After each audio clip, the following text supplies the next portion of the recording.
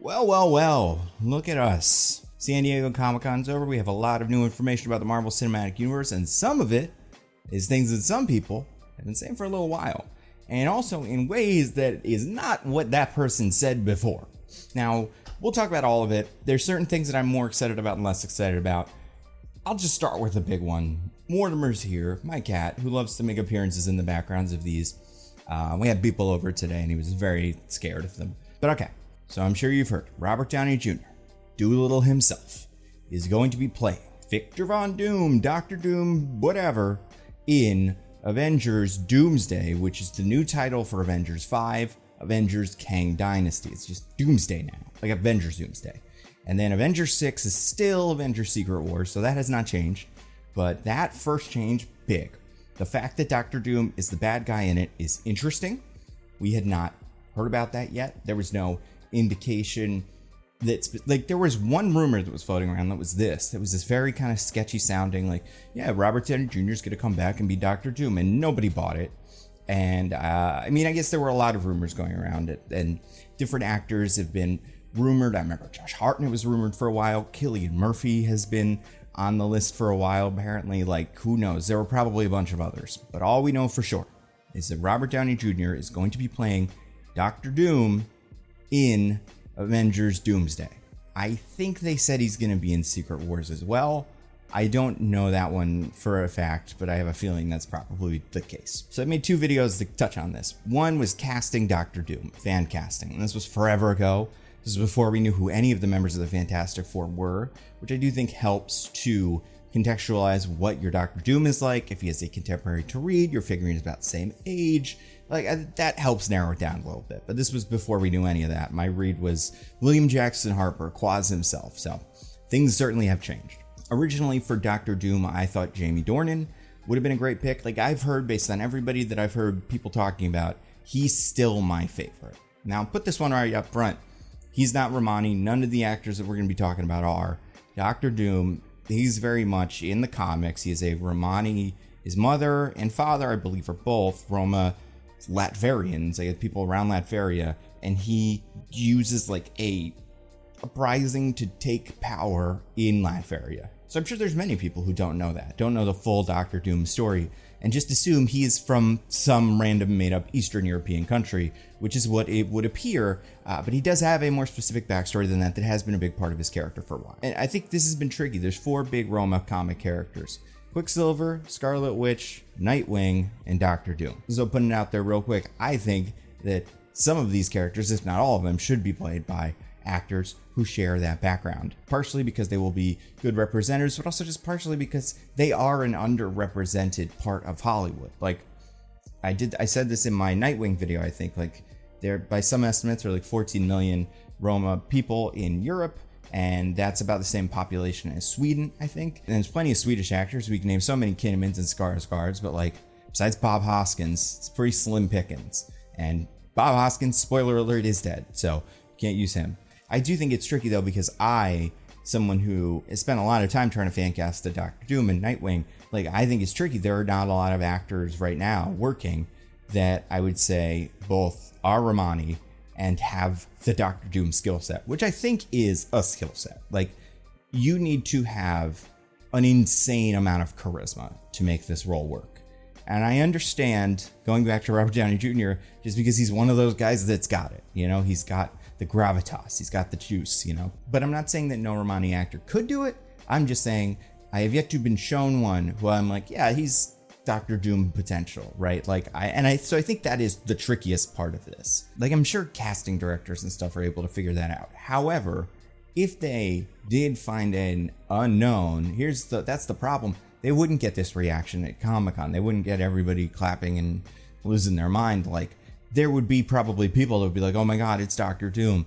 But like, look at all the headlines this is getting. Look at all the YouTube losers who are doing videos about it. It's something that is a thing. Now, I do think that Robert Downey Jr., clearly a good actor. This is not like getting one of the stars who's going to be popular for another couple of years. It's going to fade away. And you're like, is he really good, or is he just kind of popular now? It's like, Robert Downey Jr. is good. Besides Iron Man stuff, he has an Oscar for Oppenheimer that, you know, maybe Ken should have got. We'll never know. But it's hard to deny that he's a great actor. But okay, putting the fact that this character should be played by a Romani actor aside for now, because it's Robert Downey Jr., so like that's something. What does that even mean? We don't know if this character is ever going to be seen. Like, there's two ways this happens in Marvel. Either it's brought up by characters, go, oh, you're Doctor Doom, you look like Iron Man. Or we never see his face and they just kind of pretend they don't even sound the same. Robert Downey Jr. is doing an accent. Hopefully his Doolittle accent, because that was, if anyone's watched it, a wild choice. But if he's doing that kind of Doctor Doom, because Doctor Doom doesn't always have an accent. Sometimes Doctor Doom sounds like he's Romanian or Latvian or something like that, like some sort of Eastern European nation. But sometimes Doctor Doom just has the kind of, breathy British accent that everybody in Game of Thrones has. So, that is something that we know Robert Downey Jr. can do. So I'm surprised. I'm surprised that they're doing it. I'm not surprised that they're setting up a villain in this that is not Kang, who is going to take power and make a Secret Wars happen. And when you look back at who can have done that in comics, Doctor Doom is a smart choice. Like, he's the guy for that. But then you have the question of, okay, so when is he the Doctor Doom from the 616 universe, the one that all these movies take place in, or is he the Doctor Doom from the universe the Fantastic Four appears to take place in, which is different? I'm gonna guess, this is just a guess, if he is an actor who will see his face and it's not just a voice, then I think it is the one from the Fantastic Four universe. I have a feeling. I'm going to say some things about Fantastic Four that I don't know, but I'm just guessing here. We know it takes place in a different universe. We know they haven't run in with Galactus. We've seen the trailer, like a little bit of it got leaked, so we know that Galactus is around. And, maybe a version of this movie, a version of Fantastic Four, First Steps, which was what it was called, ends with the Fantastic Four being sent, or maybe escaping their destroyed universe, going to our universe and being like, guys, something's up. Maybe it's Galactus, maybe it's multiverse nonsense, incursions, whatever, but you guys need to figure this out. We're the Fantastic Four, the last surviving members of our universe. But maybe Doctor Doom follows them.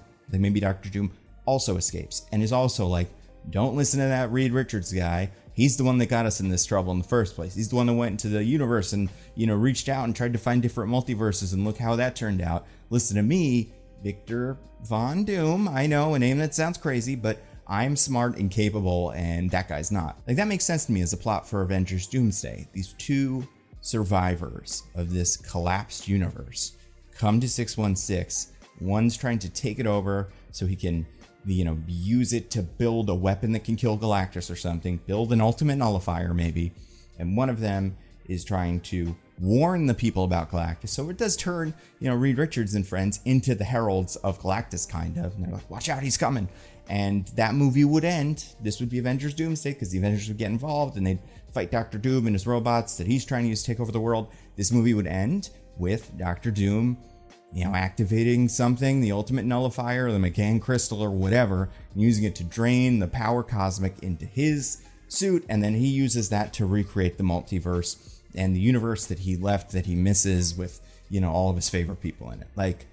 That right now, if I had to guess, is what we get, based on nothing but hearing that Galactus is in this Fantastic Four movie. They're from a different universe and they're going to be in these Avengers movies. And the idea of incursions, the time runs out storyline of all the universes are crashing together and being destroyed, and there's one left and there's one guy that takes all the power to hold it together, and that's Doctor Doom. That's the setup for Secret Wars. So that's my guess. Which in that story means the Doctor Doom that hypothetically would be played by Robert Downey Jr. is the Doctor Doom from a different universe, which hypothetically means we could have our own Doctor Doom in 616. Now, if we don't have a Fantastic Four, does it even matter? Why would we even have a Doctor Doom? Why wouldn't it just be this guy? I don't know.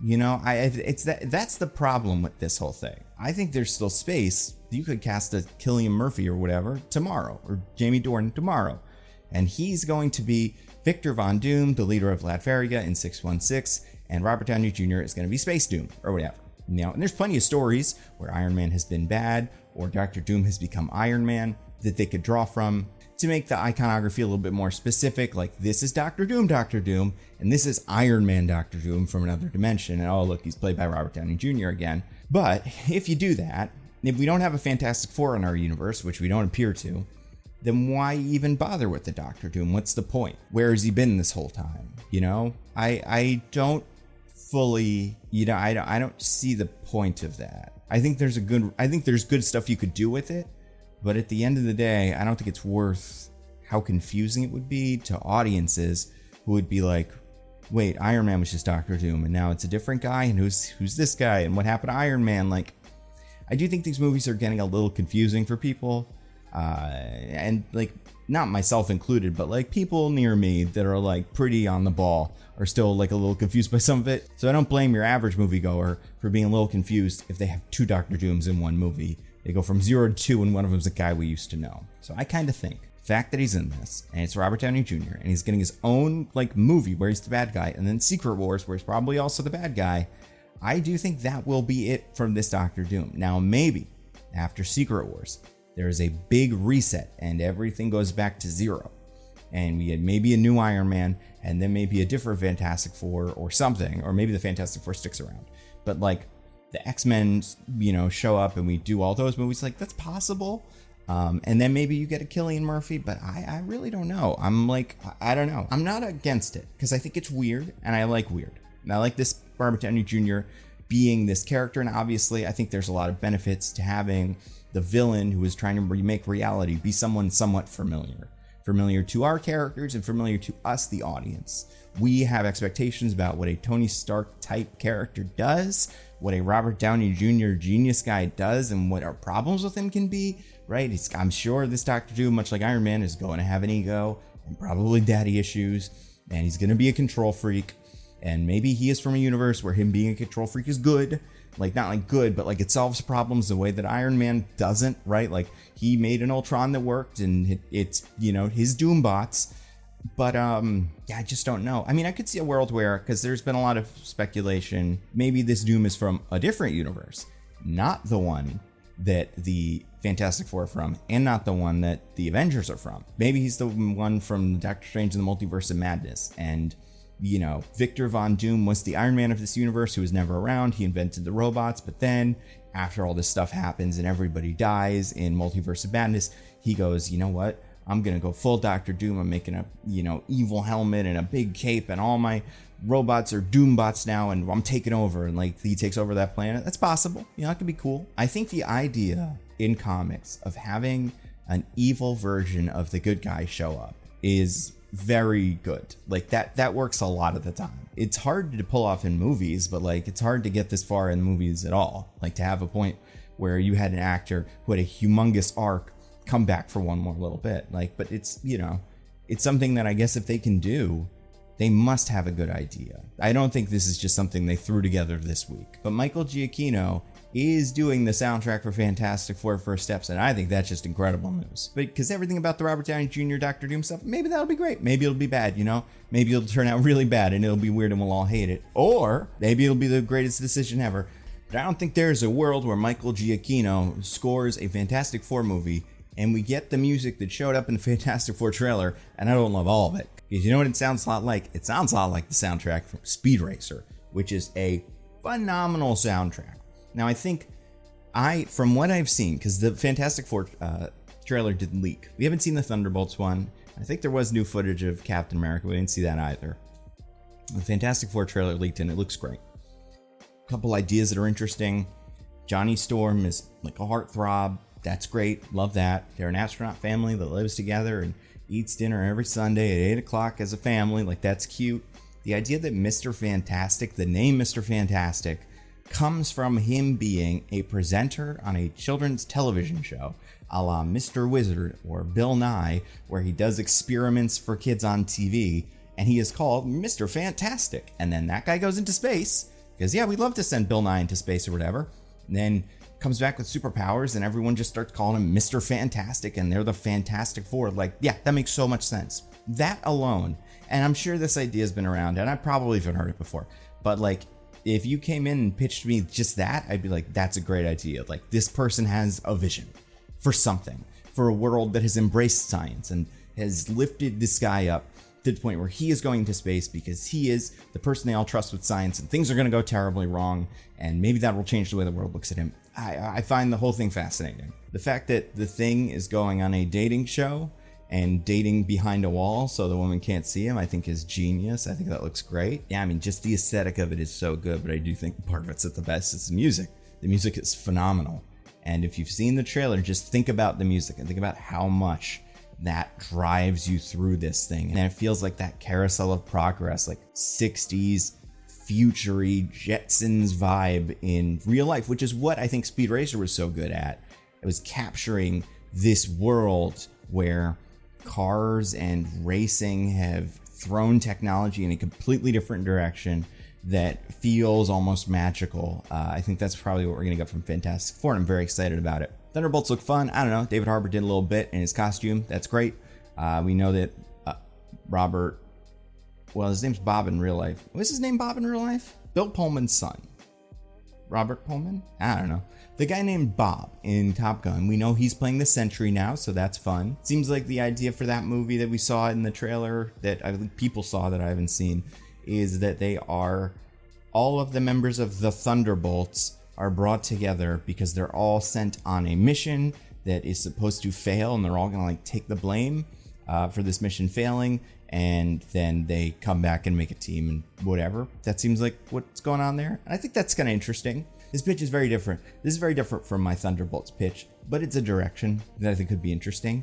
It makes more sense as a why is this the Thunderbolts, is that they come together or organically and inorganically, right? They are supposed to meet each other, but they're not supposed to emerge as a team, and they do. It's like that's why they all have the same skill set, is because they were all sent to do the same mission. I think that makes sense. You know, the idea of like, why are they all super soldiers? Well, they're all super soldiers, and someone wanted to kill all the super soldiers, so they sent them to the same place, but none of them died. And like that makes plenty of sense. What else is interesting? Giancarlo Esposito is apparently playing Sidewinder, the leader of the Serpent Society, which means Serpent Society is still in this movie, but it's probably less of like professional wrestlers in snake costumes and more of just guys with a lot of guns doing Hitman stuff. And that's cool. I think that's interesting. It's an angle. Yeah, it can be done well.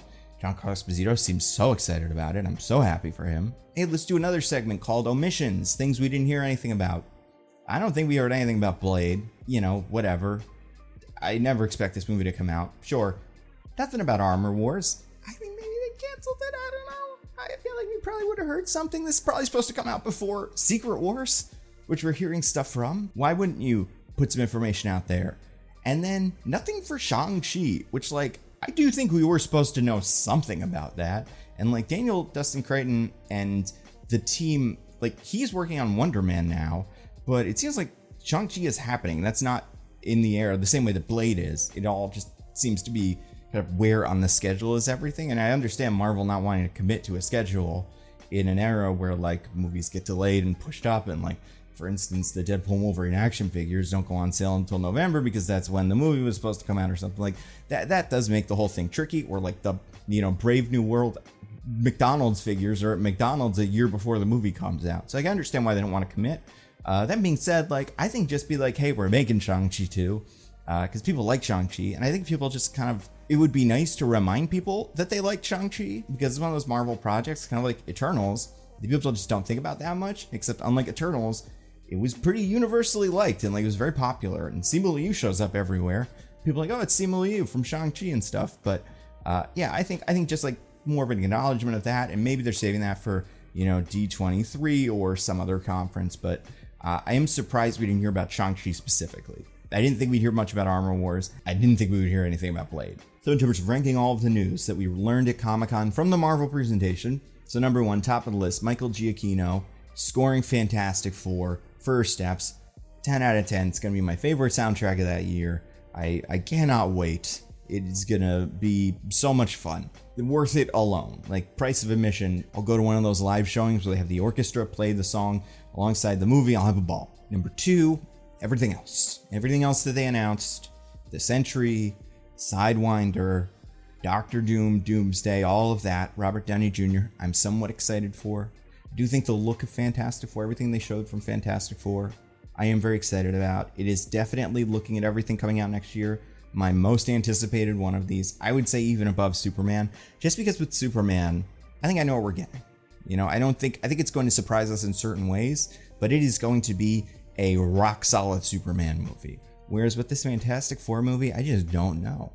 I don't even know what the style of it is going to be. And I think that is the part of it that I find the most interesting. That's the part that is the most captivating to me, is the unknown, which is what the Fantastic Four want to discover. They want to explore the unknown. And I think because of that, Fantastic Four right now is the one of these in my heart that has the most potential, the most excited for.